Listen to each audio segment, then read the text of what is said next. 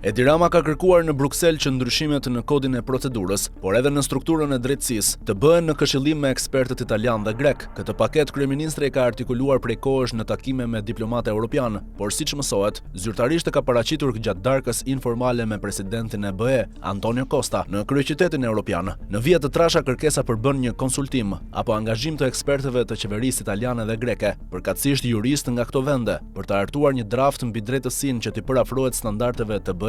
Megjithatë, kjo më shumë se sa një këshillim teknik ekspertësh, duket si një negociatë politike, sidomos me Greqinë, të cilën Edi Rama po e sheh si një faktor që po i ngec në fyt. Influenca e Athinës në institucionet europiane, sidomos në lidhje me Ballkanin, është shumë e rëndësishme. Kjo daton që nga viti 2003, kur në samitin e Selanikut Greqia u caktua si patronazhuese e vendeve të rajonit që kërkojnë antarësimin e BE-s, si rrjedhim influenca greke në operacionin ndërkombëtar të monitorimit, e sidomos në agjencitë që lidhen me drejtësinë shqiptare, është e ndjeshme. Madje Rama ka krijuar bindjen se disa nga hetimet më të forta të SPAK-ut kanë pasur shtysë greke si pasojë e përplasjes në rastin Beleri. I gjendur në një rrethim real, Edi Rama duket se po kërkon një negociatë me Athinën, të fshehur nën petkun e këshillimit të ekspertëve për reformën në drejtësi, një paket që duket më shumë si një lëvizje politike se sa një konsultim teknik. Në thelb bëhet fjalë për një negocim politik mes qeverive, ose më qartë një përpjekje e Edi Ramës për të zbutur presionin grek. Duket që Athina ka influencë të ndjeshme në strukturat e drejtësisë. Negociatat e tilla, si çdo proces i këtij lloji, përfshin koncesione për të dyja palët.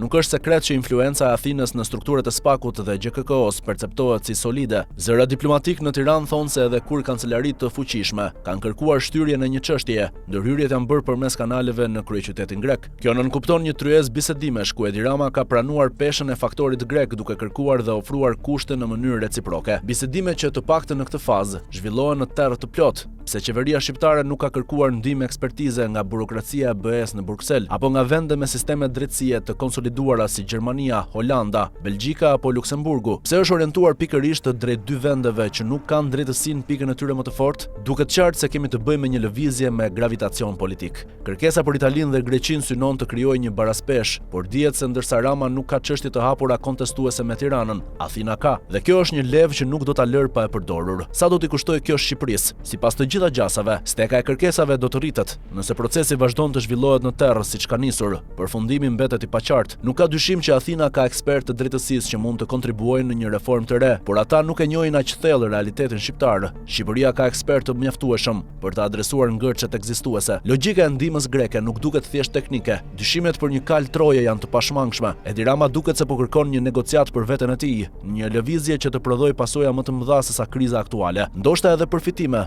por kur gjithçka zhvillohet në errësirë, është e vështirë të presësh një rezultat të qartë dhe pozitiv.